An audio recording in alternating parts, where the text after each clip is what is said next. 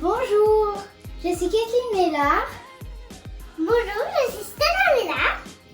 Je suis l'assistante de Philippe Mélard. Aujourd'hui, on va faire une nouvelle vidéo. Bonjour les filles, ça va? Oui, t'as du retard? Bah excuse-moi Kathleen, je sais les compromis. Et vous avez pas des devoirs à faire? Si. Bah allez-y. Eh ben bonjour à tous, bienvenue sur ma chaîne YouTube. Comme vous l'avez compris, aujourd'hui, on fait une nouvelle vidéo. Et c'est parti. Eh bien bonjour à toutes et bonjour à tous, je suis Philippe Mélard, je suis agent immobilier à Luxembourg et je suis ravi de vous retrouver dans cette nouvelle vidéo où je vais vous expliquer pourquoi je vous conseille de travailler avec un agent immobilier. Mais avant tout cela, je vous rappelle que vous êtes libre de télécharger mon guide complet pour vous aider à vendre votre bien immobilier au meilleur prix. Vous trouverez le lien pour télécharger ce guide autour de cette vidéo. Donc tout d'abord, il faut savoir que la vente d'un bien immobilier est un processus qui est long et qui est complexe et qui nécessite certaines compétences. Je vous conseillerais effectivement pour Luxembourg de choisir un agent immobilier qui soit agréé par la chambre de commerce. Ça prouvera effectivement qu'il a réussi son examen et donc qu'il a des connaissances dans plusieurs domaines comme la fiscalité, les assurances, la copropriété, etc. Sachez également qu'un agent immobilier va engager sa responsabilité professionnelle pendant 10 ans, en tout cas pour le Luxembourg. Donc maintenant, je vais vous donner pour moi les 4 grands points pour lesquels effectivement je vous conseille de travailler avec un agent immobilier. Le premier point qui me paraît essentiel dans le cadre d'une transaction immobilière, c'est qu'effectivement c'est le prix de vente, la détermination du prix de vente. Et effectivement, si vous êtes accompagné par un bon agent immobilier agréé, eh bien, il sera capable de terminer le prix de vente parfait. Je m'explique.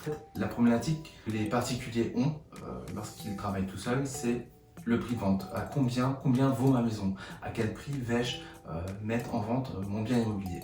La problématique avec le prix de vente, c'est qu'effectivement, si vous êtes mal accompagné, ou si vous n'êtes pas accompagné du tout, si vous essayez de vendre par vous-même, eh bien, vous allez soit déterminer un prix de vente qui sera trop faible, donc effectivement ce sera super, ce sera vraiment très bien, vous aurez beaucoup d'acheteurs qui vont se présenter chez vous, et effectivement la transaction risque de se faire très rapidement.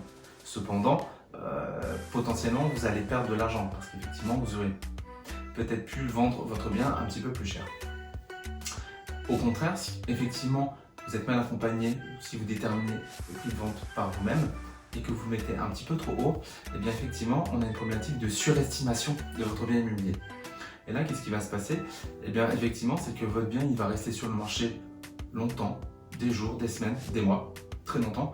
Effectivement, les personnes qui souhaiteraient en fait acheter n'oseront même pas venir vous voir car elles se diront qu'effectivement le gap qu'il y a entre le prix affiché et leur budget est trop important et que la négociation ne sera pas possible. Et en fait, votre bien va rester des semaines, voire des mois sur le marché et il sera complètement cramé.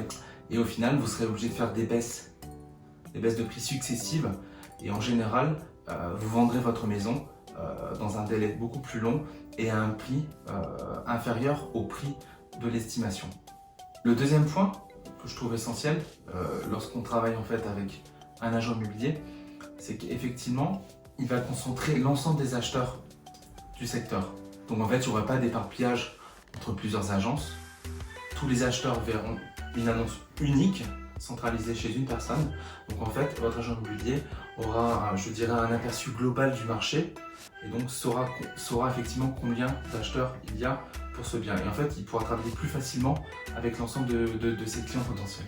Et donc, au final, il aura un contrôle total du marché et de la demande. Le troisième point qui me paraît très important également, c'est le vendre seul. Et en fait, derrière cela, il y a la problématique en fait des frais d'agent. Car effectivement, cela paraît logique de vouloir économiser des frais d'agence lors d'une vente immobilière. Mais en fait, il ne faut pas voir en fait ce qu'on va dépenser, mais plutôt ce qui va vous rester à la fin de la transaction. En fait, qu'est-ce que l'agent immobilier va pouvoir vous apporter en plus par rapport à une vente qui serait faite bien de particulier à particulier. Car globalement, moi je vais vous dire ce qui va se passer si vous tentez de vendre par vous-même.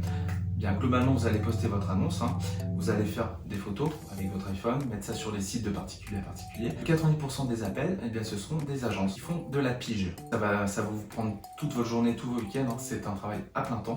Et puis dans le cadre des négociations, en fait, lorsqu'on est directement impliqué, dès qu'il y a en fait de l'affect qui rentre en jeu, eh bien, c'est dans ces cas-là où personnellement, on est très mauvais négociateur.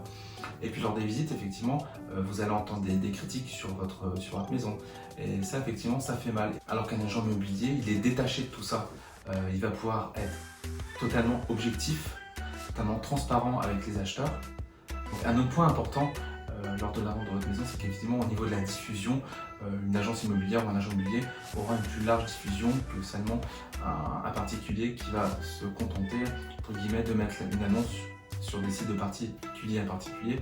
Également, un autre point, effectivement, ça on pourra le voir dans une autre vidéo, mais un bon agent immobilier déroulera un plan marketing adapté à chaque vente, donc à chaque bien immobilier, et pour en augmenter la valeur perçue. Voilà.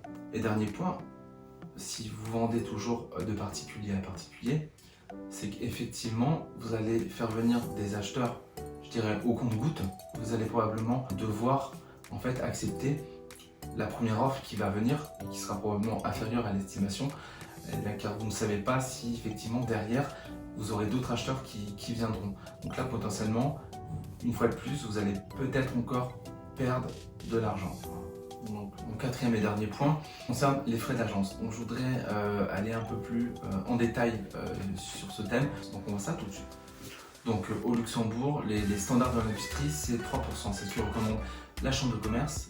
Globalement, il faut voir ces frais d'agence comme une base de coopération, une base de collaboration avec par exemple des autres agents d'un réseau ou bien avec des autres agences immobilières.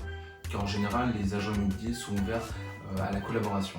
Et la problématique, c'est que si on réduit ces frais d'agence de 3% à 2%, et bien effectivement, on aura beaucoup plus de mal à trouver d'autres agences qui seront prêtes à travailler à 2%.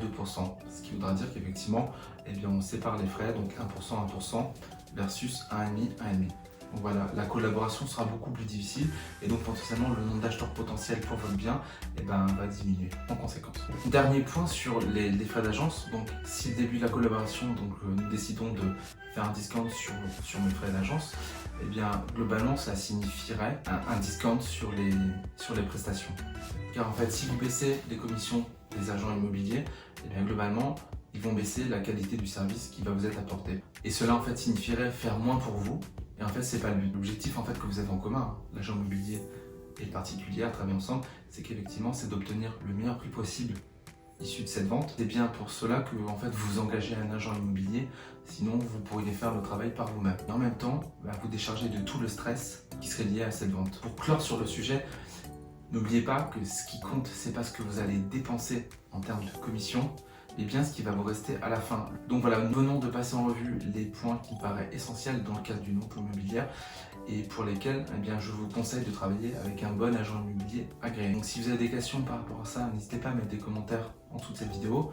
N'hésitez pas également à m'envoyer des messages, j'y répondrai avec plaisir. Et je vous dis à la prochaine vidéo. À bientôt.